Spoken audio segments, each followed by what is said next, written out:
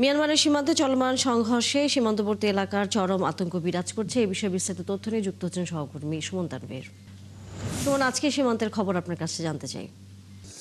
তানিয়া, টেকটা পায়নমার সীমান্তের কিন্তু আয়তন প্রায় 271 কিলোমিটার এবং এই 271 কিলোমিটার আয়তনের যে অংশটিতে আসলে উত্তেজনা কিংবা এই যে অনাকাঙ্ক্ষিত ঘটনাটি ঘটেছে, আমরা এখন সেই অংশটিতে আছি। আপনি দেখছেন বিজিবির অবস্থান, শক্ত অবস্থানে কিন্তু বিজিবি নিজেদের রেখেছে এবং তাদের যে স্বাভাবিক ডিপ্লয়মেন্ট ছিল তার চেয়ে কিন্তু বড় ডিপ্লয়মেন্ট ঘটনার পর থেকে, অর্থাৎ রবিবার হুজাইফার যে গুলি লাগার ঘটনা, তারপর থেকেই তারা তাদের মতো করে তাদের দায়িত্ব পালন করে যাচ্ছে।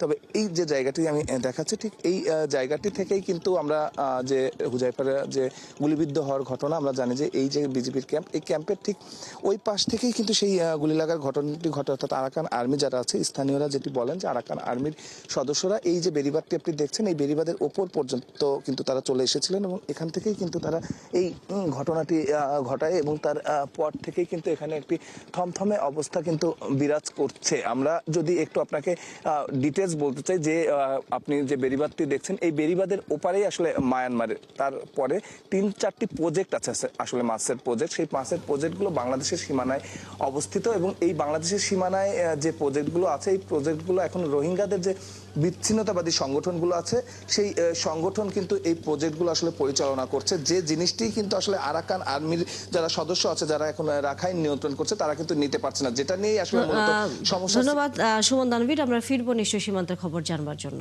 দর্শক সহকর্মী সুমন তানভীর ছিলেন আমাদের সাথে।